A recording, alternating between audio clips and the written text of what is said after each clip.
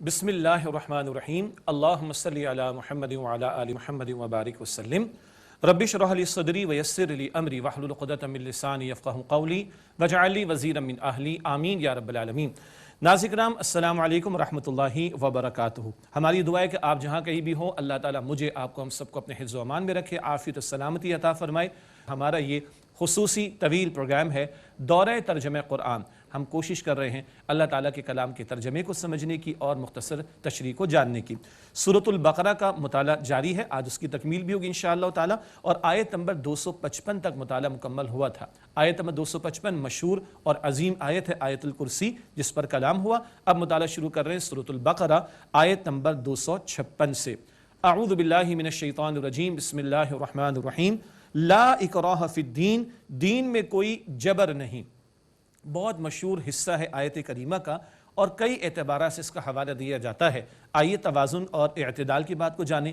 لا اکراہ فی الدین، دین میں کوئی جبر نہیں۔ کون سا جبر؟ آگے خود اللہ تعالیٰ فرما رہا ہے قد تبین الرشد من الغی، بے شک ہدایت سے گمراہی جدا ہو گئی۔ اللہ نے حق اور باطل کو واضح فرما دیا، اب جو چاہے ہدایت کو قبول کرے، اما شاکرا و اما کفورا۔ سورہ دہر کے شروع میں آتا ہے 29 پارے میں، چاہو تو شکر گزار بنو، چاہو تو ناشکرے بنو۔ اللہ تعالیٰ نے ہدایت پیغمبر علیہ السلام کے ذریعے واضح فرما دی ہے۔ دین قبول کرانے میں جبر نہیں ہے، گن پوائنٹ پر جبر کر کے کسی سے کلمہ نہیں پڑھوایا جا سکتا۔ کیوں؟ اللہ تعالیٰ نے اختیار دیا، چاہو تو شکر کرو، چاہو تو ناشکری کرو، چاہو ایمان لاؤ، چاہو کفر کرو۔ کفر کرو گے کل اللہ تعالیٰ کے ہاں پکڑ تو ہو جائے گی آخرت میں، لیکن جبر کر کے دین قبول نہیں کرایا جائے گا۔ لیکن جس نے اسلام فری ول سے قبول کر لیا، آزاد مرضی سے قبول کر لیا، اس پر شریعت کے احکامات لاگو ہوں گے۔ بچہ 7 سال کا ہوگا، نماز کی تلقین ہوگی، 10 سال کا ہوگا، تھوڑی سختی ہوگی تاکہ بالغ ہو تو نماز کا پابند ہو جائے۔ جیسے جس بچے کو اسکول میں داخلہ دلا دیا، اب وقت کی پابندی بھی ہوگی، بالوں کے اسٹائل کی بھی پابندی ہوگی، ڈریس کوڈ کی بھی پابندی ہوگی، اینڈ سو آن۔ اور جس بچے کو داخلہ نہیں دلایا جو چاہے سو کرتا رہے۔ جس نے اسلام قبول نہیں کرتا جائے اپنی آخرت تباہ کرے، لیکن جس نے اسلام قبول کیا، عمل کرانے میں سختی کا معاملہ آ سکتا ہے، عمل کرانے میں سختی کی جائے گی، قبول کرانے میں جبر کا معاملہ نہیں ہے۔ یہ تو انفرادی سطح، لیکن یاد رہے اجتماعی سطح پر اللہ تعالیٰ صرف اپنی حاکمیت کا تقاضا کرتا ہے، اور یہ تصور آج امت بھول چکی ہے۔ سورہ یوسف کی آیت نمبر 40 ہے، ان الحکم الا للہ، حکم کا اختیار فقط اللہ سبحانہ وتعالیٰ کے لیے ہے۔ انفرادی سطح پر جو چاہو سو کرو، چاہو قبول کرو چاہو رد کرو، لیکن اجتماعی سطح پر اللہ تعالیٰ فقط اپنی حاکمیت کا مطالبہ کرتا ہے، اور اس کے قیام کی جد و جہد پہلے انبیاء اور رسول کے ذمے تھی، اب امت مسلمہ کے ذمے ہے۔ یہ ذکر آگے بھی انشاءاللہ آتا رہے گا۔ فرمایا لا اکراہ فی الدین، دین میں کوئی جبر نہیں، قد تبین رشد من الغی، بے شک ہدایت سے گمراہی جدا ہو گئی۔ فمن یکفر بالطاغوت، پس جو طاغوت کا انکار کرے، ویؤمن باللہ، اور اللہ سبحانہ وتعالی پر ایمان لائے، فقد استمسک بالعروۃ الوثقی، یقیناً اس نے ایک مضبوط سہارے کو تھام لیا، لا انفصام لہا، جو ٹوٹنے والا نہیں، واللہ سمیع علیم، اور اللہ تعالیٰ خوب سننے والا، علم رکھنے والا ہے۔ طاغوت کا انکار پہلے ضروری ہے، اور اللہ تعالیٰ پر ایمان لازم۔ کلمے کی ترتیب بھی کیا ہے؟ پہلے نیگیشن ہے فالس ہوڈ کی، باطل کی، جھوٹے معبودوں کی نفی پہلے ہے نا، لا الہ، نہیں ہے کوئی معبود الا اللہ، سوائے اللہ تعالیٰ کے۔ تو یہاں بھی طاغوت کا انکار لازم اور اللہ پر ایمان ضروری۔ طاغوت کیا ہے؟ طغیانی سے کوئی فرد، ادارہ، حکمراں، پارلیمنٹ جو اپنی حاکمیت کی بات کرے، اپنے قانون کی بات کرے اللہ کے قانون کے مقابلے میں، وہ طاغوت ہے۔ شیطان کے لیے بھی طاغوت کا لفظ آیا، یہود کے سرداروں کے لیے بھی آیا، سرکش لوگوں کے لیے بھی طاغوت کا لفظ آتا ہے۔ تو کوئی فرد، ادارہ، پارلیمنٹ، حکمراں اگر اپنے حکم اور اطاعت کی بات کرے اللہ تعالیٰ کے حکم اور اطاعت کے مقابلے میں، تو یہ طاغوت ہے، اس کا انکار ضروری ہے، تب اللہ پر ایمان کے تقاضے پورے ہو سکیں گے۔ فرمایا جو طاغوت کا انکار کرے، اللہ تعالیٰ پر ایمان رکھے، اس نے مضبوط سہارے کو تھام لیا۔ سب سے بڑا سہارا کس کا ہے؟ اللہ سبحانہ وتعالیٰ کا۔ فرمایا وہ ٹوٹنے والا نہیں، چھوٹ جاتا ہے، ہم چھوڑ دیتے ہیں، غافل ہو جاتے ہیں، سہارا وہ بڑا مضبوط ہے، وہ ٹوٹنے والا نہیں، چھوڑنے والے ہم بن جاتے ہیں۔ اللہ تعالیٰ ہماری کوتاہیوں کو معاف فرمائے۔ فرمایا واللہ سمیع علیم، اور اللہ تعالیٰ خوب سننے والا، علم رکھنے والا ہے۔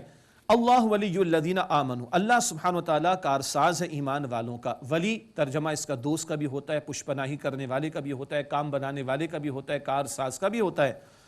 اللہ ولی الذین آمنوا، اللہ تعالیٰ ولی ہے، کارساز ایمان والوں کا، یخرجہم من الظلمات الی النور، وہ انہیں گمراہی کے اندھیروں سے نکال کر ہدایت کی روشنی کی طرف لاتا ہے۔ اللہ تعالیٰ ہماری کوتاہیاں معاف فرمائے، اللہ تعالیٰ ہم سب کو نور قرآن عطا فرمائے، نور قرآن سے ہمارے سینوں کو اور ہمارے دلوں کو اللہ تعالیٰ منور فرمائے، اور اللہ تعالیٰ گمراہی کے اندھیروں سے بچا کر ہمیں ہدایت کی مزید روشنی عطا فرمائے۔ یہ تو ہوا اللہ تعالیٰ کی ولایت کا معاملہ، یعنی دوستی کا معاملہ، اللہ دوست ہے ایمان والوں کا، سبحان اللہ۔ والذین کفروا اولیاءہم الطاغوت، اور جن لوگوں نے کفر کیا ان کے ساتھی کون ہیں؟ گمراہ کرنے والے ہیں، طاغوت ہیں، یعنی ان کی پشپنائی کرنے والے کون ہیں؟ طاغوت، سرکش قسم کے لوگ، باطل پرست قسم کے لوگ۔ وہ باطل پرست کیا کرتے؟ یخرجونہم من النور الی الظلمات، وہ انہیں نکالتے ہدایت کی روشنی کی طرف سے گمراہی کے اندھیروں کی طرف۔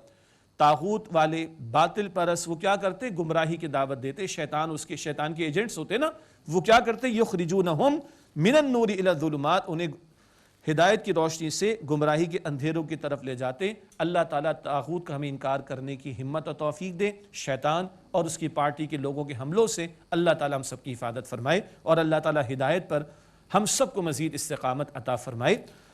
اولئک اصحاب النار، یہ لوگ آگ والے ہیں، ہم فیہا خالدون، اس میں ہمیشہ رہیں گے۔ دعا کرنی چاہیے، اللہم اجرنا من النار، اے اللہ ہم سب کو آگ کے عذاب سے محفوظ فرما۔ یہ 34واں رکوع مکمل ہوا سورۃ البقرہ کا، جی تھوڑا سا انتظار کرنا ہے، 40 رکوع ہیں سورۃ البقرہ میں۔ اس کے بعد رکوع نمبر 35 ہے، اور بڑا پیارا مقام ہے قرآن حکیم کا، توحید باری تعالیٰ کی دلائل کے بیان کے اعتبار سے، اور اللہ تعالیٰ کی توحید کی عظمت کا بیان آ رہا ہے 3 واقعات کے بیان کے اعتبار سے۔ قرآن پاک کا بڑا اعجاز ہے، وہ تاریخ کا ذکر بھی کرتا ہے، واقعات کو بھی بیان کرتا ہے، تمثیلات، پیربلز، مثالوں کو بھی بیان کرتا ہے، اور ہمارے وجود کے اندر جو دلائل ہے ان کی طرف توجہ دلاتا ہے، اس کائنات پر غور و فکر کی توجہ دلاتا ہے۔ یہ مضامین بار بار قرآن پاک میں بدلتے ہیں، اور پڑھنے والا، سمجھنے والا مستقل وہ انوالو رہتا ہے، اور اس کا اور شوق بڑھتا چلا جاتا ہے۔ فرمایا الم تر الی الذی حاج ابراہیم فی ربہ ان آتاہ اللہ الملک، کیا آپ نے اس شخص کی طرف نہیں دیکھا جس نے ابراہیم علیہ السلام سے ان کے رب کے بارے میں جھگڑا کرنا چاہا کہ اللہ تعالیٰ نے اسے بادشاہت عطا کی تھی؟ نمرود کی طرف اشارہ، بحث کر رہا ہے ابراہیم علیہ السلام سے، لیکن یاد رہے ابراہیم علیہ السلام نے اس کی دربار میں کھڑے ہو کر اس کی آنکھوں میں آنکھیں ڈال کر حق کی دعوت اس کے سامنے پیش کی ہے۔ پیغمبروں کی دعوت انقلابی دعوت ہوتی ہے، وہ وقت کے حکمرانوں کے ایوانوں کو بھی اپیل کرتی ہے اور ایڈریس کرتی ہے۔ تو بہرحال کس بات پہ بحث کر رہا تھا؟ ان آتاہ اللہ الملک، کہ اللہ تعالیٰ نے اس کو بادشاہت عطا کی تھی، اختیار دیا تھا۔ اذ قال ابراہیم ربی الذی یحیی و یمیت، جبکہ ابراہیم علیہ السلام نے فرمایا کہ میرا رب وہ ہے جو زندگی بھی عطا فرماتا اور موت بھی دیتا ہے۔ قال انا احیی و امیت، اس سے کہا میں بھی زندگی کر دیتا ہوں، میں بھی موت دیتا ہوں۔ اللہ اکبر کبیرہ، یہ ضد پر اتر آیا تھا۔ ہوا کیا؟ ابراہیم علیہ السلام تو اللہ تعالیٰ کے خالق ہونے کا ذکر فرما رہے، وہ خالق اللہ، وہ پیدا فرمانے والا اور موت دینے والا ہے۔ نمرود نے کہا اچھا یہ تو میں بھی کر سکتا ہوں، ایک مجرم تھا اس کو چھوڑ دیا، لو جی میں نے اس کو زندگی دے دی، ایک بے گناہ تو اس کو قتل کروا دیا، لو جی میں نے اس کو زندگی دے دی، اور اس کو بے گناہ کو میں نے موت دے دی، میں بھی کر سکتا ہوں۔ یہ بے وقوفی کی بات تھی۔ ابراہیم علیہ السلام تخلیق باری تعالیٰ کا ذکر کر رہے تھے، یہ اسباب کی بحث میں آ گیا۔ بھئی اسباب کے تحت ہوتا ہے نا، زہر پی لیا تو کسی کا انتقال ہو گیا، گر گیا تو چوٹ لگی تو انتقال ہو گیا، یہ اسباب کی بحث میں آ گیا۔ اس کو جواب دیا جا سکتا تھا، اس دلیل پر کلام ہو سکتا تھا، لیکن توحید کے دلائل کم تھوڑے ہی ہیں، اور حکمت کا تقاضا یہ تھا کہ اس کی جو جاہلانہ حمیت ہے وہ بھڑک نہ اٹھے، تو ابراہیم علیہ السلام نے ایک اور دلیل پیش کر دی، اور کیا خوبصورت دلیل ہے کہ چپ ہو کر رہ گیا، سناٹے میں آ گیا۔ فرمایا قال ابراہیم، ابراہیم علیہ السلام نے فرمایا فَإِنَّ اللَّهَ يَأْتِي بِالشَّمْسِ مِنَ الْمَشْرِقِ فَأْتِ بِهَا مِنَ الْمَغْرِبِ، کہ بے شک اللہ تعالیٰ سورج کو مشرق سے نکالتا ہے، پس تو اسے مغرب سے نکال کر لے آ۔ فَبُهِتَ الَّذِي كَفَرَ، تو پس وہ کفر کرنے والا مبہوت کر دیا گیا، سناٹے میں آ گیا، حیران و پریشان رہ گیا۔ کیوں؟ اس کو کیا، نمرود کو تو پتا تھا، وہ کیا نمرود کا باپ اور اس کا باپ اور اس کا بھی باپ اور اس کا بھی باپ، ان سب کے دور سے چلا آ رہا ہے کہ سورج مشرق سے نکلتا ہے اور مغرب میں جا کر غروب ہوتا ہے۔ یہ بس کی بات نہیں تھی، چپ ہو گیا، اور چپ لگ گئی، سناٹے میں آ گیا۔ یہ توحید کے دلائل میں سے ایک اور دلیل کا ذکر اس مقام پر آیا۔ واللہ لا یہدی القوم الظالمین، اور اللہ تعالیٰ ظالمین کے قوم کو ہدایت نہیں دیتا۔ دوسرا واقعہ، اس کے بارے میں تعین کے ساتھ تو بات معروف نہیں ہے، ایک رائے کہ جناب عزیر علیہ السلام کا تذکرہ ہے، اور یروشلم کی اینٹ سے اینٹ بجا دی تھی۔ بخت نصر نے بابل سے وہ آیا تھا اور اس نے یہود پر بڑے ظلم و ستم ڈھائے اور ان کی ایک اینٹ سے اینٹ بجا دی گئی یروشلم کی، اور فلسطین میں بڑی تباہی کا معاملہ ہوا۔ اس بستی کی اس تباہی کو دیکھ کر خیال آیا کہ کیسے دوبارہ اللہ تعالیٰ زندگی دے گا۔ اس پر اللہ تعالیٰ کی طرف سے جواب آ رہا ہے۔ یہ ایک رائے ہے کہ شاید یہ عزیر علیہ السلام کے تعلق سے کلام آ رہا ہے، واللہ عالم۔ البتہ جو سما باندھا جا رہا ہے اس میں اللہ تعالیٰ کی قدرت کے دلائل کا ذکر ہے۔ فرمایا او کالذی مر علی قریۃ وہی خاویۃ علی عروشها، یا اس شخص کی مانند معاملہ جو ایک بستی سے گزرا اور وہ بستی اپنی چھتوں پر گری پڑی تھی، تباہ ہو چکی تھی۔ قال انا یحیی هذه اللہ بعد موتها، اس شخص نے کہا کہ اللہ تعالیٰ اس بستی کے مردہ ہو جانے کے بعد کیسے اس کو زندگی عطا کرے گا۔ فاماته اللہ 100 عام ثم بعث، تو اللہ تعالیٰ نے اس شخص کو 100 سال تک موت دیے رکھی۔ ثم بعث، پھر اللہ تعالیٰ نے اسے دوبارہ زندگی عطا کی، 100 برس کے بعد کھڑا کر دیا۔ بار بار سورۃ البقرہ میں واقعات آ رہے کہ موت کے بعد زندگی، موت کے بعد زندگی، موت کے بعد زندگی۔ قال کم لبثت، اللہ تعالیٰ نے فرمایا تم کتنی عمر رہے، کتنی دیر رہے۔ قال لبثت یوما او بعض یوم، اس شخص نے کہا کہ میں ایک دن یا اس دن کا بھی ایک حصہ رہا۔ ایک اس سے زیادہ طویل نیند عام طور پر ممکن نہیں ہوتی، تو دن یا دن کا کچھ حصہ رہا ہوں گا۔ قال بل لبثت 100 عام، اللہ تعالیٰ نے فرمایا بلکہ تم 100 برس تک مردہ رہے ہو۔ فانظر الى طعامك وشرابك لم يتسنى، بس تم اپنے کھانے اور پینے کی طرف دیکھو وہ سڑا تک نہیں ہے۔ شراب عربی میں پینے کی شے کو کہتے ہیں، مشروب کو، باقی وہ خمر ہے جس کو ہم شراب کہتے ہیں اردو میں، جو کہ حرام ہے، وہ سورہ مائدہ کی آیت میں 91 میں ذکر آ جائے گا۔ یہاں لفظ شراب، شراب البرتقال، ہاں اورنج جوس کو کہا جاتا ہے۔ تو فانظر الی طعامک وشرابک لم یتسنى، بس تم اپنے کھانے پینے کی طرف دیکھو وہ سڑا تک نہیں۔ اللہ اکبر، 100 برس تمہیں اللہ نے سلائے رکھا، موت دے دی، اور سبحان اللہ تمہارا کھانا پرزروڈ ہے۔ اللہ تعالیٰ کی قدرت کا ذکر آ رہا ہے۔ ہاں ایک شخص ابھی اللہ کو نہیں مانتا تو اللہ تعالیٰ کی قدرت کے دلائل سامنے رکھ کر اللہ تعالیٰ کی ذات کو ماننے کا تقاضا کیا جائے گا۔ ذات کو مانے گا تو پھر بات کو بھی مانے گا، اور اللہ کی بات، اللہ کا کلام سچا کلام ہے جس میں واقع نقل ہو رہا ہے۔ وانظر الی حمارک ولنجعلک آیۃ للناس، اور اپنے گدھے کی طرف دیکھو اور ہم تمہیں لوگوں کے لیے نشانی بنائیں گے۔ گدھے کا مزید ذکر آگے آ رہا ہے، وانظر الی العظام کیف ننشزها ثم نکسوها لحما، اور ہڈیوں کی طرف دیکھو ہم انہیں کس طرح جوڑتے ہیں، پھر مراد انہیں گوشت ہم پہناتے ہیں۔ فلما تبین له، پھر جب اس شخص پر یہ بات واضح ہو گئی، قال، اس نے کہا، اعلم ان اللہ علی کل شیء قدیر، بے شک میں جان گیا کہ اللہ سبحانہ وتعالی ہر شے پر قدرت رکھنے والا ہے۔ 100 برس گزر گئے، تمہیں کھڑا کر دیا، تمہارا کھانا سڑا تک نہیں ہے، بالکل فریش موجود ہے۔ اس گدھے کو دیکھو، اس کا بنجر بن گیا، اس کی ہڈیوں کو جوڑ دیا، اس پر گوشت چڑھا دیا اور زندہ کر کے کھڑا کر دیا۔ ایسے اللہ مردوں کو زندگی عطا فرمائے گا۔ تیسرا واقعہ ابراہیم علیہ السلام کا 4 پرندوں والا مشہور واقعہ۔ وَإِذْ قَالَ إِبْرَاهِيمُ رَبِّ أَرِنِي كَيْفَ تُحْيِي الْمَوْتَى، اور یاد کرو جب ابراہیم علیہ السلام نے عرض کی کہ اے میرے رب مجھے دکھا تو صحیح کہ تو کس طرح مردوں کو زندگی عطا فرمائے گا۔ قَالَ أَوَلَمْ تُؤْمِنْ، اللہ تعالیٰ نے فرمایا ابراہیم ایمان نہیں؟ قَالَ بَلَا، عرض کی اللہ یقیناً ایمان تو ہے، مانتا ہوں میں، وَلَٰكِن لِيَطْمَئِنَّ قَلْبِي، اور ہاں تاکہ میرے دل کو اطمینان حاصل ہو جائے۔ بہت اہم نکتہ ہے، اللہ کو ماننا اور اللہ کی ماننا پہلے شرط ہے۔ حکم سمجھ، حکم کی علت، حکم کی حکمت، حکم کی وزڈم سمجھ آئے یا نہ آئے، ماننا شرط ہے۔ تو اللہ تعالیٰ اور پیغمبر ہے اللہ سبحانہ وتعالیٰ کے، ہماری سمجھ کے لیے، ہمیں سمجھانے کے لیے کلیئرٹی۔ تمہیں ایمان نہیں کہ میں مردوں کو زندگی دے سکتا ہوں؟ اللہ ایمان ہے، بس دل کا اطمینان چاہتا ہوں۔ یہ نکتہ ہے، سمجھ لینا ضروری ہے۔ ہم نے مان لیا اللہ کو، مان لیا اللہ اور اس کے رسول علیہ السلام کے احکامات کو، اب عمل کیے چلے جاؤ۔ اب کوئی حکمت تلاش کر لو، کوئی حرج کی بات نہیں ہے، لیکن یہ نہیں کہ حکمت سمجھ آئے گی تو عمل پر آئیں گے، نہ، پھر تو قیامت آ جائے گی، لیکن کچھ چیزوں کی حکمت کبھی بھی شاید سمجھ میں نہ آئے۔ فجر کے 2 فرض، ظہر کے 4، عصر کے 4، مغرب کے 3، عشاء کے 4، ہمیں تو سمجھ نہیں آتی۔ جی فجر میں تلاوت امام زور سے کرتا ہے، ظہر میں آہستہ، عصر میں آہستہ، مغرب کی 2 رکعت میں زور سے کرتا ہے، تیسری میں آہستہ، عشاء کی 2 رکعت میں زور سے کرتا ہے، تیسری چوتھی میں آہستہ۔ For what? I don't know. تو پھر ہم کیوں کرتے ہیں؟ اللہ نے نماز کا حکم دیا اور اللہ کے نبی علیہ السلام نے نماز کا طریقہ بتایا۔ بہت سی باتوں کی حکمت ہمیں نہیں پتہ، عمل کیے چلے جاؤ، اور یہ ہماری عقل کل تھوڑے ہی ہے۔ ہم تو بے بس ہیں، لاچار ہیں، کم علم ہیں۔ فرشتے کہہ رہے ہیں سبحانک لا علم لنا الا ما علمتنا، اللہ جتنا تو نے عطا فرمایا اتنا ہی پتہ، ہمیں کچھ نہیں معلوم ہے، ہماری کیا حیثیت ہے؟ تو جو ملا مانو، ہاں دل کے اطمینان کے لیے کچھ سوال کر لینا، حکمت تلاش کر لینا، کوئی حرج نہیں، ماننا پہلے شرط ہے۔ مان لیا، اب اللہ تعالیٰ نظارہ کرا رہے، سبحان اللہ۔ قال فخذ اربعۃ من الطیر فصرهن الیک، اللہ تعالیٰ نے فرمایا کہ بس تم 4 پرندوں کو پکڑ لو، یعنی لے لو، پھر ان کو اپنے ساتھ ہلا لو، ہلانے سے مطلب فیملیئر کر لو، اچھی طرح پتہ یہ کون کون سا پرندہ ہے. ثم اجعل علی کل جبل منہن جزءا، پھر رکھ دو ہر پہاڑ پر ان کے ٹکڑے. مراد یہ 4 پرندے لیے تھے، مانوس ہو گئے، فیملیئر ہو گئے کون کون سا ہے. اب ان کو ذبح کرو اور ان کے سارے حصوں کو مکس کرو اور اس مکسچر کے 4 پیس کرو. کون سا جس کا ہے؟ اللہ نوز دی بیسٹ، اللہ کو معلوم ہے. ایک ایک پہاڑ پر رکھ دو. پھر کیا کرو؟ ثم ادعوہن یأتینک سعیا، پھر انہیں بلاؤ، وہ تمہارے پاس دوڑتے ہوئے آئیں گے. اللہ اکبر، دوڑتے ہوئے آئیں گے تو نظر آئے گا 1 2 3 4. سبحان اللہ. وعلم، اور جان لو، ان اللہ عزیز حکیم، بے شک اللہ سبحانہ وتعالی غالب ہے، حکمت والا ہے. قرآن پاک ہدایت کی کتاب ہے.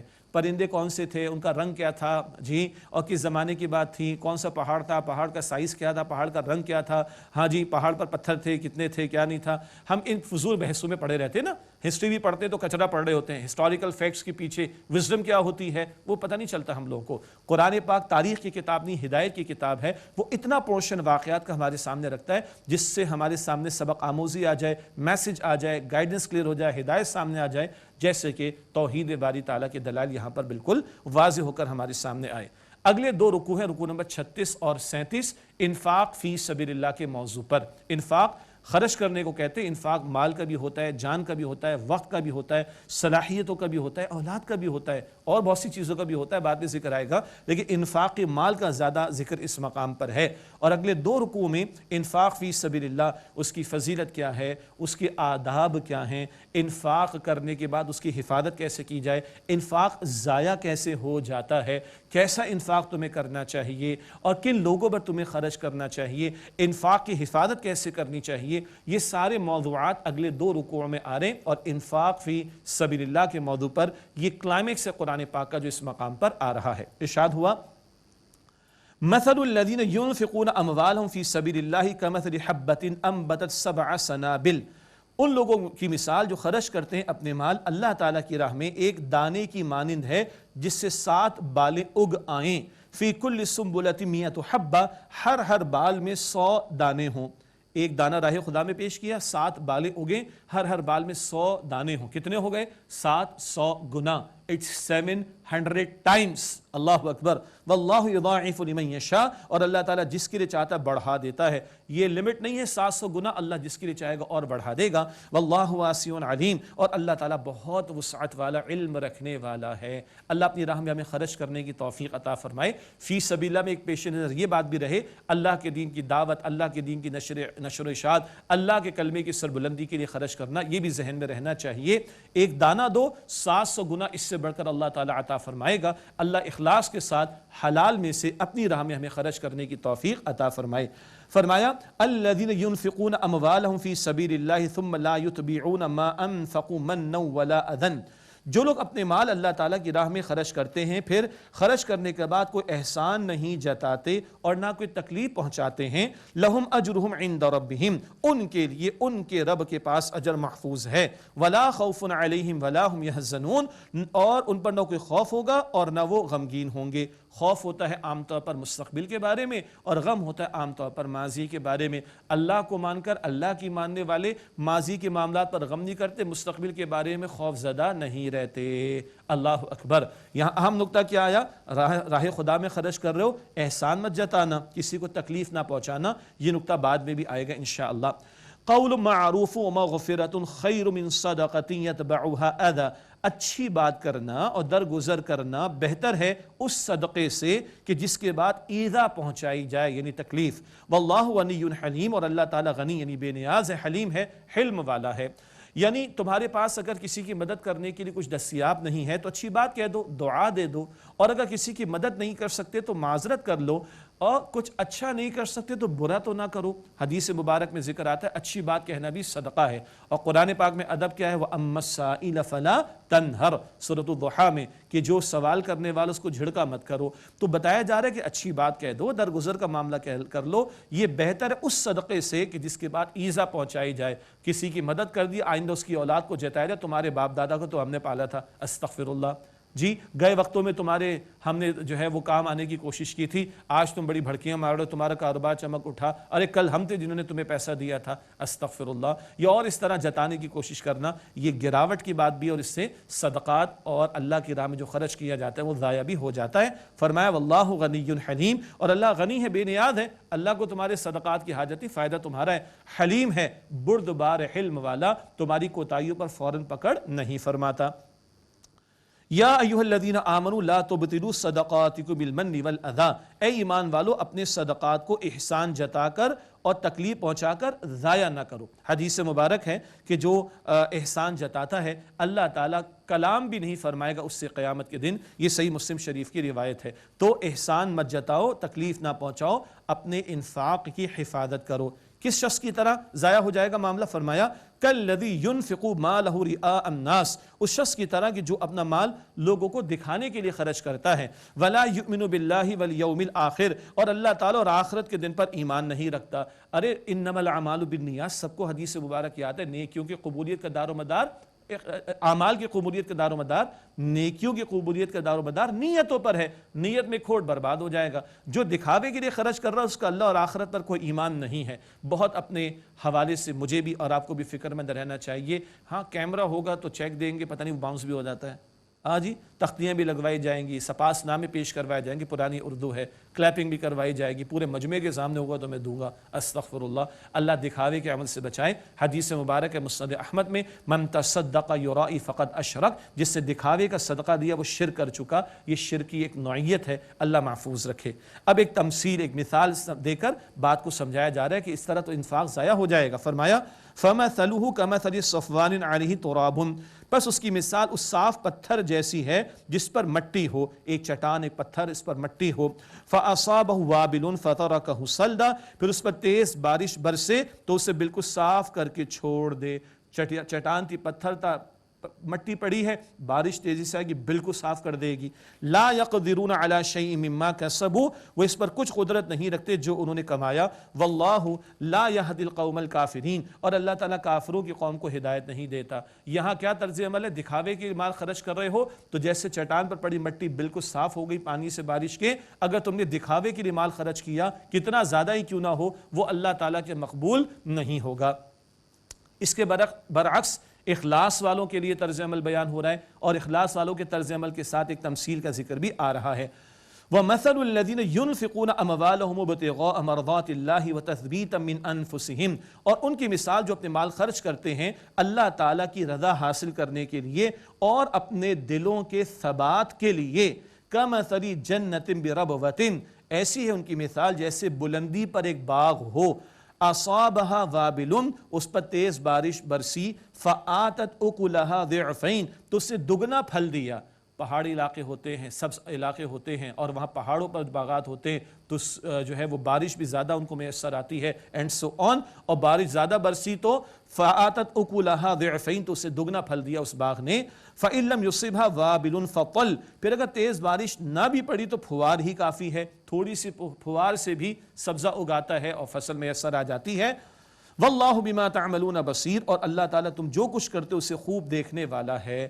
کیا بتایا جا رہا ہے؟ اخلاص کے ساتھ تھوڑا عمل بھی ہو تو اللہ تعالیٰ کے مقبول ہوگا۔ کتنا اجر بتایا گیا؟ آیت نمبر 261 میں 700 گنا اور اس سے بڑھ کر بھی عطا ہوتا ہے۔ حدیث مبارک ہے مسلم شریف میں، نبی اکرم علیہ الصلوۃ والسلام فرمایا کہ جو اخلاص کے ساتھ کھجور کا ایک دانہ بھی اللہ کی راہ میں دیتا ہے، اللہ اپنے دائیں ہاتھ پہ اس کو لے کر اس کے ثواب کو پروان چڑھاتا ہے اور اتنا بڑھاتا ہے کہ جیسے احد پہاڑ جتنا اس کا ثواب ہو جائے۔ اخلاص کے ساتھ تھوڑا عمل بھی ہو اجر بہت زیادہ، اور دکھاوے کے ساتھ بڑے سے بڑا عمل ہو برباد ہو جائے گا۔ اب دکھاوے والوں کے لیے ایک اور تمثیل، مثال، پیرابل بیان کی جا رہی ہے۔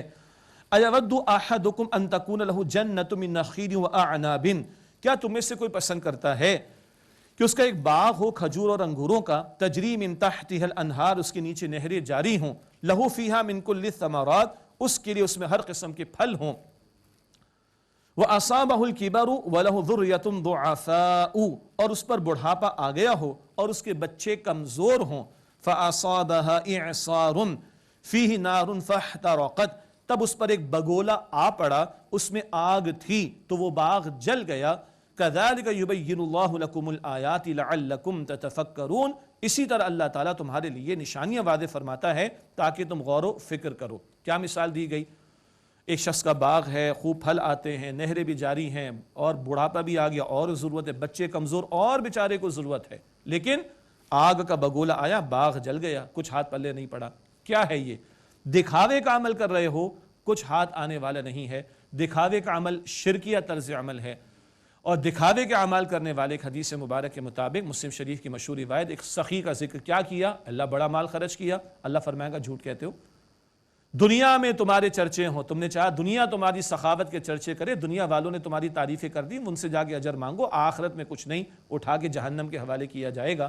اللہم انا نعوذ بک من عذاب جہنم، اے اللہ ہم تیری پناہ میں آنا چاہتے ہیں جہنم کے عذاب سے۔ کون لوگ؟ جو دکھاوے کا عمل کرتے ان کا یہ انجام ہوگا۔ فرمایا اسی طرح اللہ تعالیٰ تمہارے لیے نشانیوں کو واضح فرماتا ہے، احکامات واضح فرماتا ہے، لعلکم تتفکرون، تاکہ تم غور و فکر کرو۔ اسی پر اکتفا کرتے ہوئے مختصر دعا کر لیتے ہیں۔ بسم اللہ الرحمن الرحیم، اللہم صلی وسلم علی نبینا محمد۔ یا اللہ ہم سب کی، ہمارے ماں باپ کی، گھر والوں کی، تمام مسلمانوں کی مغفرت فرما۔ اے اللہ ہم پر رحم فرما، واعف عنا واغفر لنا وارحمنا، انت مولانا فانصرنا علی القوم الکافرین، رب اغفر وارحم وانت خیر الراحمین۔ اے اللہ ہم سب کو جہنم سے آزاد فرما، اے اللہ ہم سب کو جنت الفردوس عطا فرما۔ وصلی اللہ علی النبی الکریم وعلی آلہ واصحابہ اجمعین برحمتک یا ارحم الراحمین۔